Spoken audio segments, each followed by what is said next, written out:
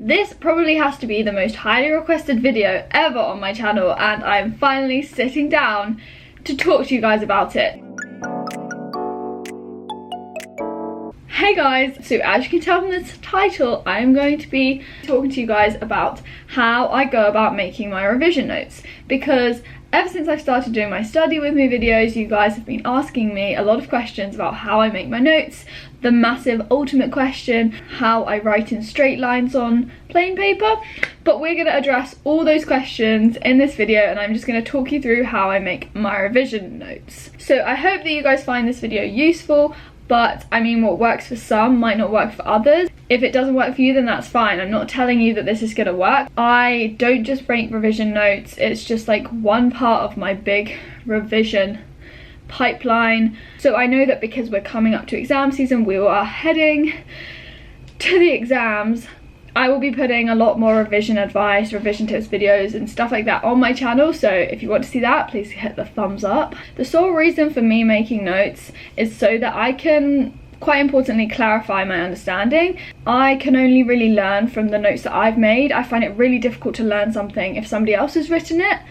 I also like to take notes as I go along because, as I said, it starts your revision early. It makes you sure that you're like on top of things. I will collate information from a lot of sources, and it helps me to organize my ideas. So I will be given lecture notes.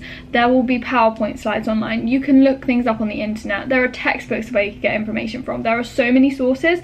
I like to just pull information together so that I have it all in one place and I know where I need to go to get the information when it comes to revising. Oh, I think I just bit my tongue.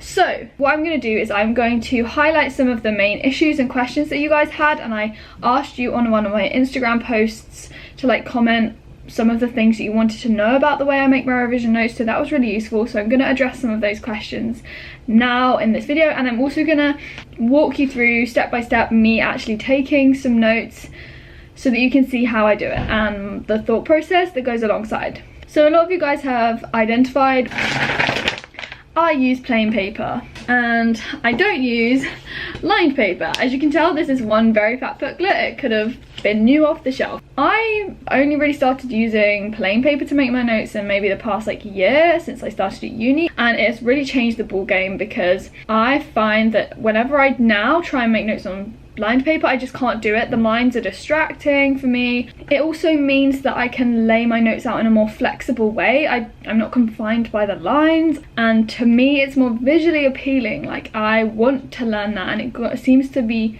taken into my brain more so than if it's on lined paper. I find that I can fit more on like plain pieces of paper as opposed to like an A4 sheet of lined paper, and I like to have it very efficiently organized, and I just find that I can do that so much more easily with plain paper as opposed to lined paper. And then the question that you guys have asked me so many times is, how do I write in straight lines? So I think a lot of it is to do with practice. I mean, I never use lined paper underneath, but I will always have in my hand when I'm making notes a ruler, or on my desk beside me I'll always use my little ruler. So I tend to start with like a title, and I tend to write that with a ruler underneath, so I start my work straight. But then when I'm writing, I am just like doing it freehand, and it does take a bit of practice to write straight lines. But the things that help for me is that I won't just write across the whole width of the page. If this was plain, I wouldn't write across the whole width. I might write like using half the width first and go down this kind of column, and then I might have a diagram here, and then I'll go down this column. So I'm not always writing directly across the page, because that is when you're more likely to go either up or down or just everywhere. So that is probably my number one tip that helps me. And another thing that I get asked is, do I plan the way I'm gonna lay it all out? The answer to that is no. I just do it as I go along. And as I said, when I write in like little columns, it kind of means that I can write a chunk here, and then I can separate that from something a bit different in another column, and then have a diagram and stuff like that. So I don't plan it before I do it, I just do it as it goes along, and some notes are neater than others, but at the end of the day it just kind of takes a bit of practice, and now that I know how I do it, I just get on with my jam. But yeah, try the technique of a ruler. I do not write everything along a ruler, that would just take ages. Pen wise, so I use Bic pens. So I have a black one, a blue one, and a green one. I often have a red one, but I still haven't got a new one yet. So at the moment I'm just using 3. These are my like go-to. I find Bic pens so easy to write with, really smooth, and I can write pretty fast with them. I might sometimes use these Stabilo, I don't know, I might sometimes use these if I need a few extra colours. Say if I'm doing a bit more of an extravagant diagram, I might need some extra colours, and normally I'll go for red, but I don't tend to make my notes very colourful. That is another thing that you guys have identified when you see me write notes. I prefer minimal colour, and I will generally write the bulk of my notes in blue or black. I tend to use green. Like at the moment I use green to write down anything that's to do with an experiment or experimental evidence, and I know that can't be applied to say your notes if you're not doing biology, if you're at school, and that's not really applicable, but I will colour code slightly with like this green pen, and that's universal across all my notes, so that when I see something green, I know that it's experimental evidence, and that's really useful for me. I tend to say if I'm writing with blue and black, I will choose to do say blue for the headings and then black for the main text, or I'll do vice versa, it doesn't really matter, but I tend to write most things in blue or black and use green for like some other bits, as I said, experimental evidence. So I won't be writing an awful lot in green because green isn't as visually clear. And then, as I said, Stabilo pens if I need some extra colours, or if I need something to really stand out, I might write it in red, for example. And also, you guys notice I don't use highlighters, and oh my goodness me, I don't have highlighters in this pencil case. I do have some with me here at uni, but I really can't stand highlighters. There's something about highlighters that I just don't get on with. I think the colour's too bright for me, and as I said, I use minimal colour in my notes, and when something is bright pink or bright yellow or bright blue, I don't like that. Sometimes it smudges your pen work, and I don't like that. I find it quite messy because I can never get a really straight line. I find that it's often occludes the word that you're trying to make stand out, so it defeats the object to me. They also annoy me because they run out so quickly, and you're like highlighting something and you get to the end and it's just like a pathetic highlight, and I'm just like, no. So I don't use highlighters. I really don't like highlighters, and I find that they just make my notes look messy. I can't revise from that because I can't take it in. It's just, I just don't like highlighters. Kind of linked to that, how do I add emphasis if I don't use highlighters? Because often people will highlight things to make them stand out. So I like my good old ruler again. So I underline things with a ruler to make them stand out. So I'll either do it in the opposite colour. Say if I'm writing my bulk text in blue, I will underline things in black, or maybe the same colour. Or I will go and underline something in red to make it really stand out. I will put boxes around things, and my attention is drawn to that. If I finish, say, a page of notes, sometimes I might finish that and then I'll go back and read through the notes quickly, and I'll just underline the key points, so I won't be underlining as I go along. Yes, I do add diagrams, and if I'm handwriting my notes, which I do most of the time, then I will draw simplified versions of a complex diagram. I will always annotate my diagrams and stuff, and often that's what I mean with having like a flexible layout. If I have a diagram, then I will often like just write around that, and my text and notes will then flow, so I won't like leave a space for a diagram. If I need to draw a diagram, I'll do it there and then continue with the writing. In terms of the structure, so I don't write in full sentences, definitely not. I will use bullet points most of the time. I will indent things and use different bullets, so I'll sometimes use circles, I'll sometimes use a line, sometimes not really stars, sometimes open circles. I get creative with my bullet points. Yeah, I will use shorthand sometimes as well, just to make it faster and quicker, to help with like cutting things down and condensing notes. I will always use arrows. Arrows are always in my notes. Say like if there's a process leads to something else and that leads to that, I will always be using arrows, like connecting ideas so that I can make visual links, but it also like links things mentally, so that when I'm in an exam I can remember what was linked to what. It's not even like a big arrow, sometimes it's just like small arrows to like help me organize things. It's very difficult to explain why I do these things, but I hope this is making sense. Other little things that people ask me about were, do I use mind maps? The answer to that is no. When I'm generally taking notes, I don't tend to use mind maps. I have trialed and tested mind maps. I will use them maybe when I'm planning an essay, for example, but when I'm making quite extensive notes for revision, I don't really like mind maps because I find them quite messy, and often they just get so cluttered, and you end up joining things like from one side of the page to the other, and then I just don't really like mind maps, and I don't know how much space to leave for each section. And does my hand hurt after I make my notes, and how long does it take me? So it's not the fastest thing when you're writing out notes and you're trying to pull from lots of different resources. It can take some time, but it is worthwhile for me anyway, because I find it really useful. And even though I'm not actively trying to learn something, I know that I am passively taking things in and I am absorbing information. As you're working through the course and stuff, you're making sure you understand things, and you are subconsciously starting to learn things. In terms of how long it takes me, it really does depend on the length of the topic or the subject or whatever. If my hand starts to ache really badly, then I'll stop and move on to do something else.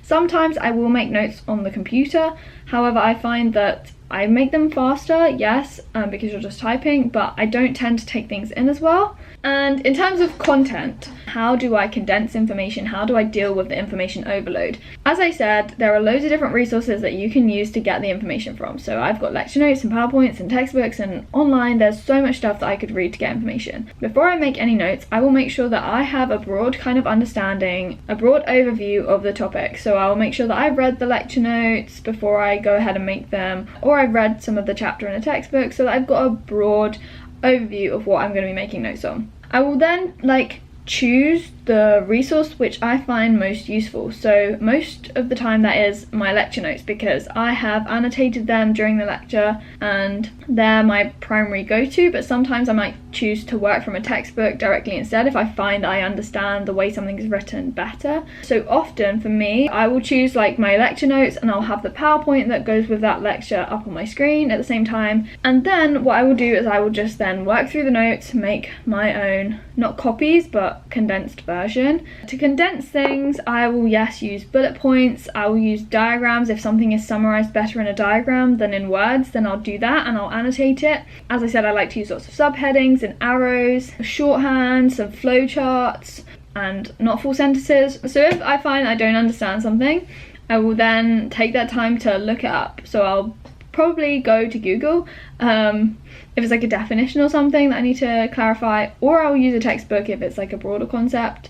My go-to is Google, and I generally find the answer, and once I've understood it and I've done a bit of research, then I will write it in my notes so that I know for next time. I often find that it's good if you're tripped up by things, because when you're revising, you will learn that thing that you didn't understand straight away, because you will remember having to look it up on Google and maybe having to spend some time understanding it. And then finally, as I said, if I've just picked one resource and I've got other notes that I could add to the ones I've made, so for me, I sometimes have extra things that I've taken down in supervisions.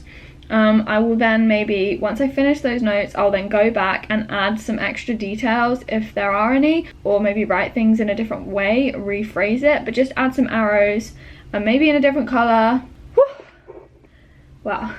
So yeah, overall I think with my notes, as I said, they are a condensed version. They're not a direct copy, because that would be pointless. What I've done is I've gone from something that's all wishy-washy with a load of extra words I don't need, and taken out those key points. And a lot of people ask me, how do I know what the key points are? And I struggle with this a lot as well. I know that everything that's been taught is examinable, so I will try and retain as much information as is possible, but I know that I'm never going to learn it all. A textbook might often help you to pick out the key points, because a textbook will often use subheadings as the key point that they're trying to explain. So I mean, this isn't really applicable for school, unfortunately, but at uni I know that I can really focus on the things that I enjoy and I enjoy learning about. If there's something that I don't understand or I don't enjoy at all, then I might make notes on it, but I can focus on the things I enjoy the most and then spend the most time on making those notes. I mean, it's not really applicable to school and stuff, because you have to learn the whole of the specification, but at university, when there is no specification and it's completely free for you, then that's down to you to make a judgment. What are the key points for you? What do you really enjoy learning? So we're gonna do the whole Blue Peter thing. Here are some that I made earlier. Essentially, you can see that there are green bits, there are bits in blue, the majority of this is in black. It's this is a boxed thing because it's a key little flow diagram thing that I kind of used to summarize what I was explaining around here. These have got a bit more going on. I've got a diagram, it's mainly black again. Here's a diagram down here. And here are some like arrows, which I said you will always find in my notes. Got a box around it, I've got some underlining going on, so you can kind of see the general themes that run through my notes. So yeah, I hope you've enjoyed this video and I hope you found it useful. As I said, it's just one part of my revision process. I mean, I'm going to do essay plans, I'm going to make flashcards, I'm going to use all these other revision techniques to help me learn it. But as I said, even though I'm not actively trying to learn it as I make my notes, I do find that it helps in the long run, because I'm like, oh yeah, I remember writing these notes, I remember looking up on Google because I didn't understand this. So it's all really useful and it's all beneficial, I find anyway. So I hope that this video has helped you guys out there. I hope it's answered some of your questions. And I mean, remember, you're never going to be able to write in straight lines unless you start doing it, unless you try. As I said, I will be putting out more revision and exam based content, so like this video if you want to see that. Please comment down below any of your video ideas. If you're going to try writing on plain paper, please tell me down below and let me know how you get on. And if you're new around here and you found this useful and you want to stick around for more, then please subscribe, because oh yes, I thought that this was a great time to make this video as well, because it was highly requested and we hit 60k the other day. That is crazy. I'm like, oh, wow. So yeah, there was no better time to make this video than now, because loads of you guys wanted this video. And yeah, thank you for watching this, and I'll speak to you in my next one. Goodbye. Oh, there's a cut on my palm there. How nice. Oh, I don't know why I have a bruise on my arm.